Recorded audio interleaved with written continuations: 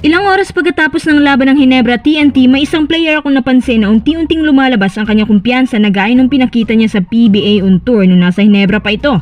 Si Kim Aurin, di ba siya yung sinasabi nila na Ginebra daw found the star? Abay, testingin natin kung totoo yan para magkaalaman na kung talagang sinayang ba ng Ginebra or dapat lang na hindi siya kinuha. Second update, akala nyo ba tapos na tayo kay Mikey Williams? Well, hindi pa dahil hindi pa naman sumusuko ngayon si Mikey para lang makabalik na ito sa TNT. Bago tayo magpatuloy, kung nais mong suportahan ang aking channel, just click subscribe and share.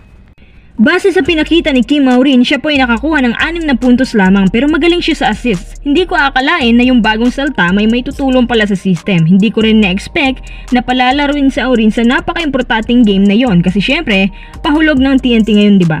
Sa 8 minutes of playing time, medyo okay naman, tsaka bago pa lang si Aurin sa TNT kaya siguro nag-a-adjust pa. Hindi rin mawawala yung pressure na dala niya kasi nga diba isang caliber team? Kung sa bagay, si Aurin nasa Ginebra dati, diba? Bigating team din, pero ang pagkakaiba lang, regular season na tayo kaya dapat mas mag-ingat, mas maging mainit pa ang performance mo. Habang sa PBA yung tour, pwedeng pumasok, pwedeng hindi kasi hindi naman counted yung mga games kaya mataas ang kumpiyansa niya. Honestly, isa si Aurin sa mga nakakuha ng atensyon namin kasi nga yung confidence niya nandyan. Pati buong Ginebra staff nasiyahan sa pinakita niya. Akala ko nga mabibigyan siya ng magandang offer ng Ginebra. Ngayon na hindi nila ito pinag-sign, kinuha na lang ng TNT. Para sa akin, tama lang napakawalan nila si Kim Aurin. Bakit? Hindi naman sa mahina siya or kulang ang abilities niya. Alam niya naman na loaded na masyadong Ginebra sa guards. Kapag kinuha nila ito, tiyak na babangkuin din siya kumpara ngayon sa TNT na kulang-kulang sila sa tao. Kaya nabibigyan siya ng playing time kahit papano.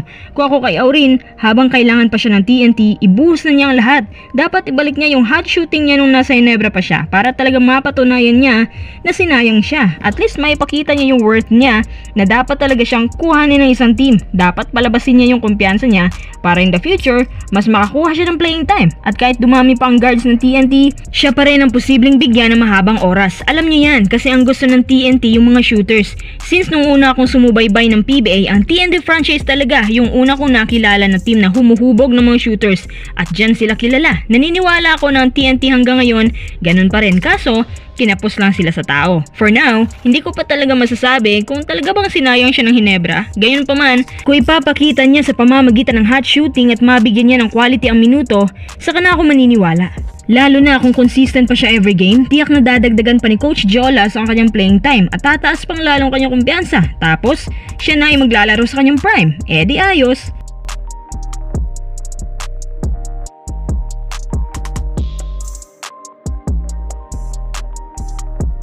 Tara, next update tayo. Di ba nabalitaan nyo na si Mikey halos magmakaawa na sa TNT camp para lang pabalikin ito? Ngayon mga kois, ayon sa spin, kumakatok na naman ang TNT star na ito para lang makabalik. Ang nakikita kong sitwasyon dito ay win-win. Kailangan ni Mikey ang TNT, kailangan din ng TNT si Mikey, di ba? Maang-maangan pa sila. Nagkanda pilay-pilay na nga ang TNT ngayon, halos hindi na nga manalo laban sa Terra Firma kasi humihina po ang kanilang core. Kapag nagkasundo ang bawat kampo at makabalik na si Mikey, sa palagay ko, magiging deadly ulit ang TNT, lalo na napapasok na naman tayo sa All Filipino. Sa palagay ko din, kung siguro mas maaga nilang nakuha si Mikey, mas magiging maganda din ang record ng TNT ngayon na at least nasa middle standing sila.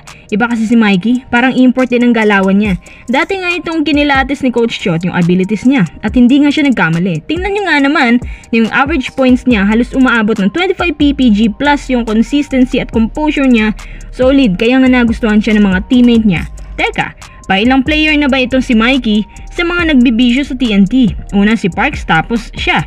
Sana bumalik na si Mikey kasi gaya nga ng sabi natin, ang TNT po ay aging. Si Castro, si Kelly at yung iba pa.